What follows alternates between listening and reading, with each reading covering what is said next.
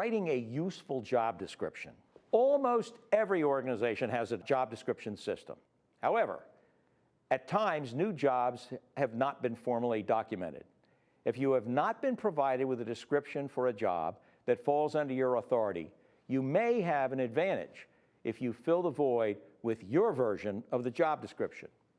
If you are going to create a job description, here are some simple steps you can follow to make certain that the candidate and you have a clear understanding of what the job is. In addition, this job description assumes you will take responsibility for the expectations you laid out earlier and translate that into clear criteria that will be used to ultimately make a judgment on the performance.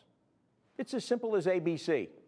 A, define the expectations. Start with defining the results required of the job. Seems simple, but this takes us back to the expectations we talked about in the previous chapter. You must carefully define what success on the job really means for the associate and the organization. If the job is to process applications for a loan, then what does a processed loan really mean? What should it look like? How will you know it's done well? What is the expected quality of the paperwork? How many loans should be accomplished in a day? In short, define the job's expected outputs. B, establish the process. Once you have defined those expectations, then you must specify how that job gets done. This may be the same way it was done before you had the vacancy, or it may be a new way.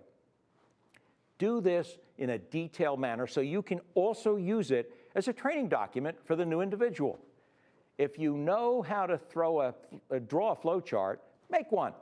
If you're more comfortable with a step-by-step list of the actions required, do that. Since few jobs have really only one task, you will need to make a list for each element of the job. Make certain that the list defines clearly what the person will be doing each and every day. C, list the requirements. Now define what it takes to be able to do this job. Here, you should write down the criteria, and that means knowledge, skills, and attitudes that the applicant must have in order to be successful.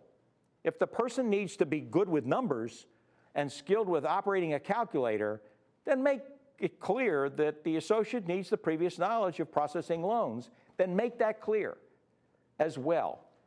In every respect, be very specific about the core requirements any candidate must have in order to be successful.